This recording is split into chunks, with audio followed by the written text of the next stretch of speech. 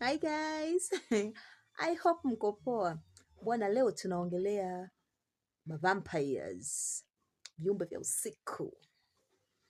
Bwana, historia inatuambia original story ya vampires inarudi miaka ya 1800 na kitu. Vampires wanahusishwa na mabinti waliofahamika kama casket girls kutoka Ufaransa. Binti hao bwana walitolewa Ufaransa kupelekwa Marekani kwa lengo la kwenda kule kuzaana, kuolewa na kujaza mji ule. Historically, mji wa Marekani wenyeji wake ni Red Indians, yani Wahindi wekundu. Isipokuwa baadaye watu kutoka bara la Ulaya katika tafuta yao, katika kuhangaika kwao, ndipo wakakuta bara jipya, yani la Marekani. Na nadhani aliyeligundua bara la Marekani alifahamika kwa jina la Amerigo.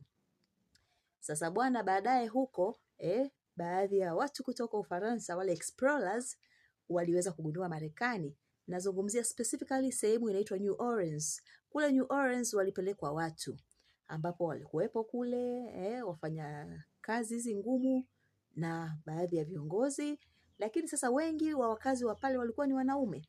Ikaonekana hapana, mji utaongezekaje bila wanawake? Kwa hiyo wakatolewa mabinti kutoka Ufaransa ili wapelekwe pale.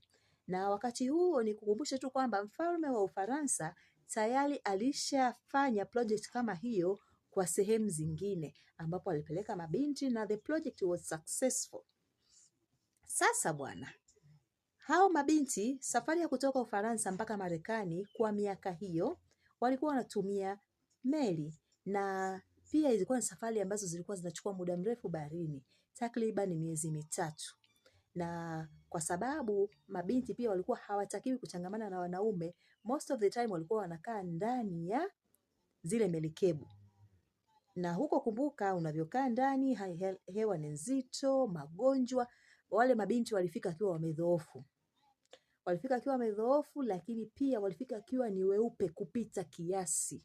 Very pale. Ila pia walikuwa ni kama wagonjwa. Lakini kabla ya kutoka kule Ufaransa walipewa masanduku marefu makubwa ambayo humo waliambiwa wasiyafungue mpaka watakapofika katika destination yao, final destination, ambayo ni huko wapi? New Orleans. Kwa hiyo mabinti walifika, lakini hakuna mwanaume aliyevutiwa nao kwa sababu walionekana wadhaifu sana, lakini pia walikuwa wamechoka, wanaumwa, na walikuwa na weupe kupita kiasi, kwa hiyo waliwaogopa. Lakini pia historia inatuambia mabinti wale waliochukuliwa